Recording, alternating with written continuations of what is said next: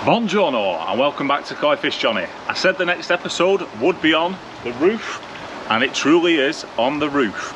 But I've had a little problem in the meantime on top of the other problems that are going on at the minute. But this little problem involves that bottle there resolving the issue. Basically, we've done a test on the water and the pH ain't great. It's dropped a bit low. It's like I think 6.5. So we need to boost it back up, and the KH is at 2. We need to get it back up to 6. So as I've done before on my videos, discuss the best way to do this. You can buy some overpriced KH Plus, or you could just get the equivalent, which is exactly what is in there, the sodium bicarbonate, or the 10,000 different words and pH expressions of what that is. But basically, that is going to push my KH up. So I've added quite a bit. I've just measured out the right dose, should I say, and then added it to the pond, and I'm going to be remeasuring that to see what the KH is and the pH in a couple of hours. But in the meantime, I did say I'd do the video on the pond roof, and as you can see, I got halfway through and thought, oh my god, I forgot about you guys. I can't like just drop it one day. It's got this big ugly green tarpaulin sheet across the middle, and then the next day have the netting on, which is also ugly, but we can't get away from it. And also this is ugly, but never mind, it's looking at me, I'm looking at you. You're gonna have to get over it. So what we've been thinking of and what we're talking about is why my pH has dropped all of a sudden, and why my KH has dropped. Now there can be various different reasons for this in my limited knowledge, because it's not Johnny the expert koi keeper here, it's Koi Fish Johnny, who started a couple of years ago, learning on the job, learning on going through. I'm not going to pretend I'm an expert, because I definitely ain't, but I am going to share my experiences of what goes on. And what has gone on here is my pH has gone down, so it's gone towards the acidic side. So I need to raise it back up, which we just talked about the solution. But we think the cause is probably the rain, because it has been absolutely levering it down. Okay, and one of the things that I think that when you start koi keeping, or certainly I did, when you start koi keeping, you think, oh, the water from the sky, that's nice, it's all right for the koi. Well, it's not, because it has pollution in it, and there's rumours of acid rain or something like that that's going on, that could be contributing towards this in its own right. But nonetheless, we're left with this problem that is potentially down to the rain. I don't know if there's any other factors that anyone can think of. If there is any other factors that anyone can think of about why it'd be going acidic, other than, well, the waste. The koi aren't particularly going through a lot of food at the minute. The filtration's still the same. Yeah, if anyone wants to drop a bit of nuggets of knowledge, or potential nuggets of knowledge, down below, please do. It's down below on the comments, not down below here. All right, so my plan now is I'm going to walk around the back and show you.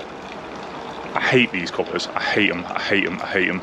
And someone called me out in the comments and said, pull your finger out and just make a proper roof cover for your pond with some wood and some poly sheets, etc.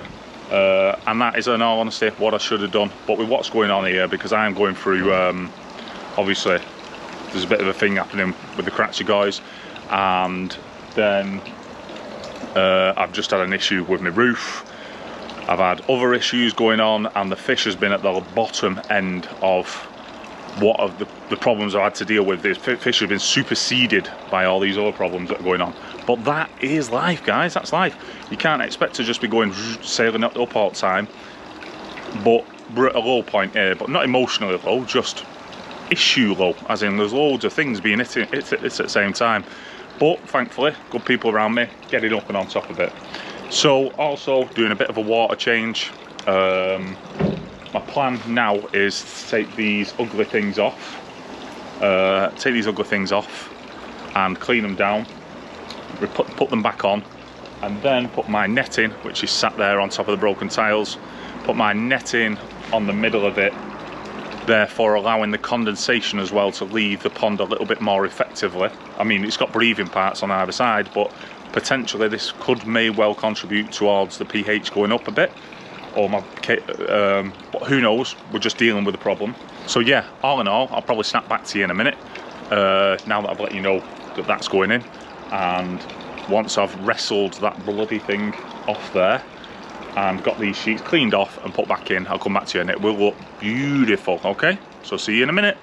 Hi guys, so I thought I'd snap back to you in the middle of mid-wrestling session with these things, because them bloody blocks are massively heavy. So a lot of respect going out to the builders that lay them bloody things. I don't know how much they weigh, I feel like weighing one, but they are very, very heavy and very, very awkward when you're trying to carry them from the back. But look at that. Look at how beautiful that is now. The pond. I'm almost like teasing myself, sorry I'm making myself very dark there.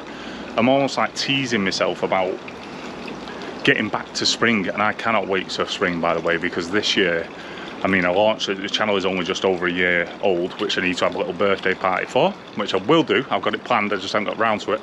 And this season I've been through the mill, is the best way to say it. If there's a problem to find, Johnny has found it, stumbled across it, gone on it.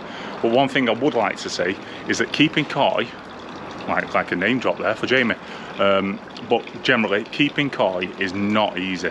Is really, really not easy. And if anyone's watching this thinking that you just fill a big container or whatever, tank full of water and leave it and put some beautiful koi in that swim around, please get that out your head, because this is a very, not very hard, yeah, it is very hard, and it can get very technical, and you need to make sure that you've got good people that you can turn to for good advice on how to improve things when they start to go wrong, or if they go wrong, because sure as there's eggs is eggs, it's gonna go wrong, do you know what I mean? Be it green water, be it pH, be it PP. Ugh, stay away from PP if you can. I will be using PP again, guys. I will be using PP again, because there is massive benefits to using PP in my opinion.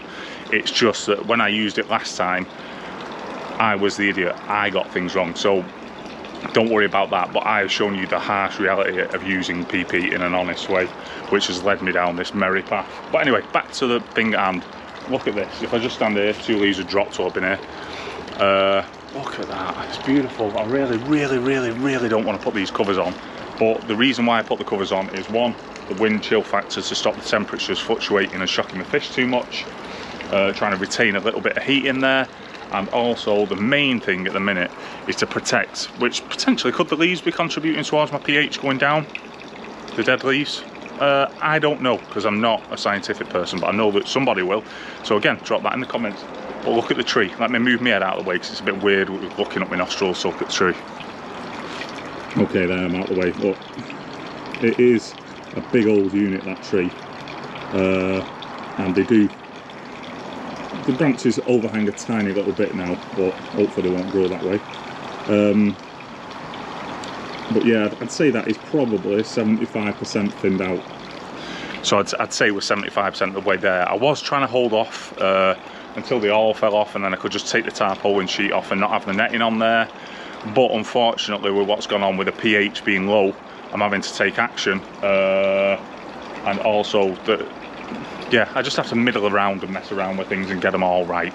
Do you know what I mean? So back to the task at hand, which is to re-put these back on top, continue with the water change, have a little look at the fish while I can, and try and make this look as pretty as possible, because rest assured it ain't gonna be that pretty.